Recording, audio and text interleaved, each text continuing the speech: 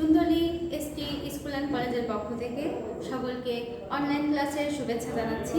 আমি পিয়া মণ্ডল, প্রভাষক, উৎপাদন ব্যবস্থাপনা ও বিপণন। আজকের বিষয় হচ্ছে উৎপাদন ব্যবস্থাপনা ও বিপণনের প্রথম পত্রের দ্বিতীয় অধ্যায়, উৎপাদনের উপকরণ।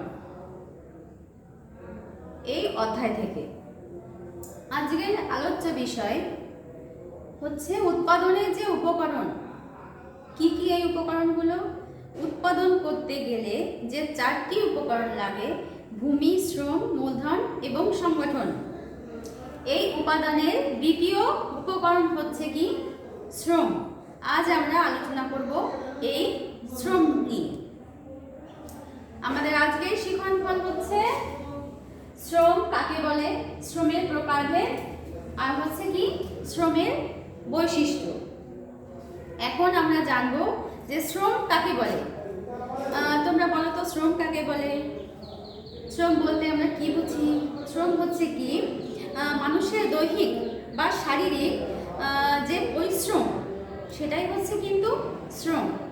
কিন্তু অর্থনীতিতে শ্রম বলতে কিন্তু কি বোঝাবে? অর্থনীতিতে শ্রম বলতে বোঝাবে মানুষের ওইসব শারীরিক ও মানসিক কর্ম প্রচেষ্টা যার মাধ্যমে অর্থ উপার্জন করা যায়, তাকেই কেবলমাত্র শ্রম বলে।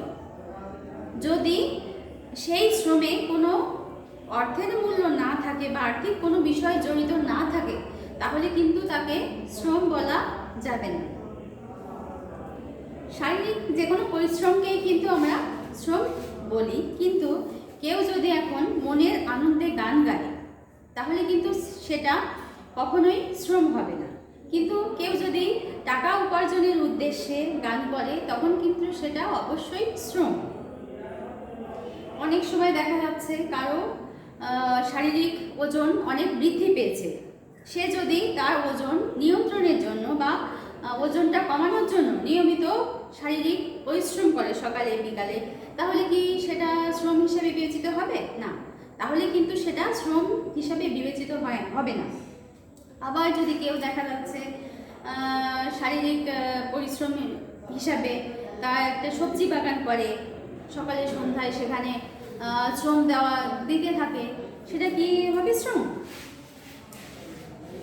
সেই বাগানের উৎপাদিত সবজি বা ফসল সে যদি বাণিজ্যিক উদ্দেশ্যে উৎপাদন করে বা ক্রয় বিক্রয় করার জন্য, বা তার পিছনে যদি কোনো আর্থিক উদ্দেশ্য থাকে, কারণ থাকে, তাহলে কিন্তু সেটা শ্রম হবে। নতুবা সে যদি তার ব্যক্তিগত ভোগ ব্যবহারের জন্য শ্রম করে বা সেখানে উৎপাদন করে বা কাজে নিয়োজিত হয়, তাহলে কিন্তু তাকে শ্রম বলা যাবে না।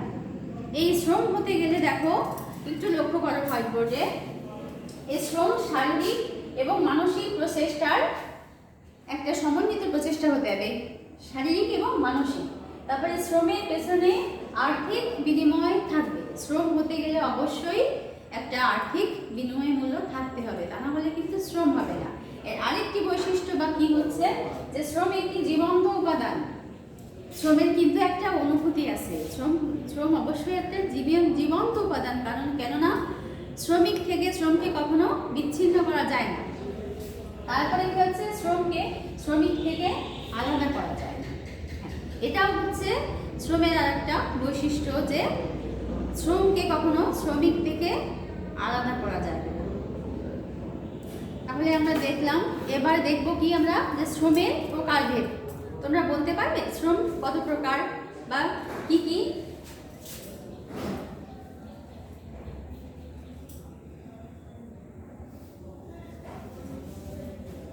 অর্থনীতিবিদগণের দৃষ্টিকোণ থেকে শ্রম হচ্ছে কিন্তু 4 প্রকার। দেখো কি কি?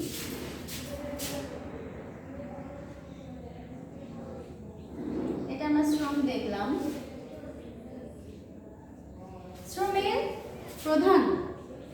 প্রথমটা হলো হচ্ছে উৎপাদনশীল শ্রম। উৎপাদনশীল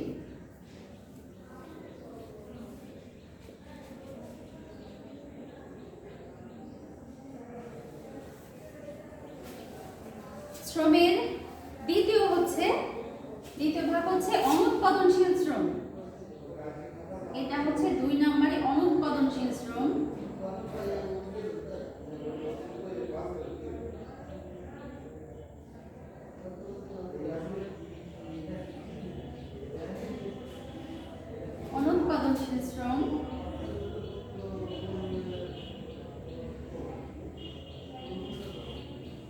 দ্বিতীয়টা হচ্ছে, বলতে পারবে কি, এটা হচ্ছে শারীরিক পরিশ্রম বা শারীরিক শ্রম।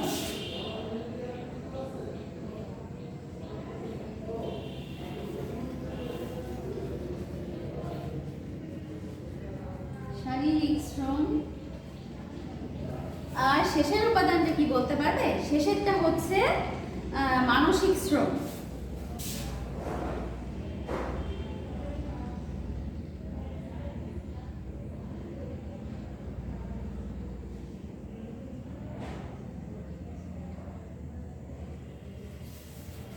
তাহলে শিক্ষার্থী বন্ধুরা, আমরা কি দেখতে পাচ্ছি যে শ্রম প্রধানত বা অর্থনীতিবিদগণের দৃষ্টিকোণ থেকে শ্রম হচ্ছে 4 প্রকার।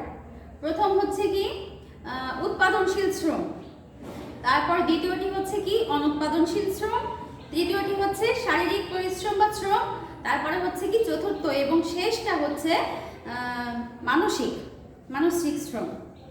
আমাদের প্রথম উপাদান ছিল কি যে উৎপাদনশীল শ্রম।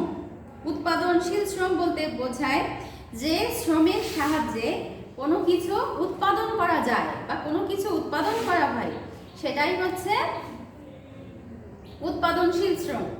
একজন কৃষক কৃষিকাজের মাধ্যমে যে উৎপাদন করে, এটা কিন্তু তার হচ্ছে উৎপাদনশীল শ্রম। সে যদি কোনো কিছু উৎপাদন না করে তাহলে কিন্তু তার শ্রমটা উৎপাদনশীল হবে না।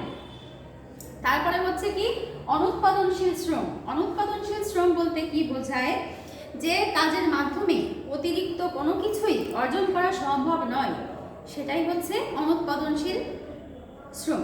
যেমন কেমন হতে পারে, কোনো ব্যবসায় হতে পারে, তাতে কোনো কিছু যদি উৎপাদন না হয়।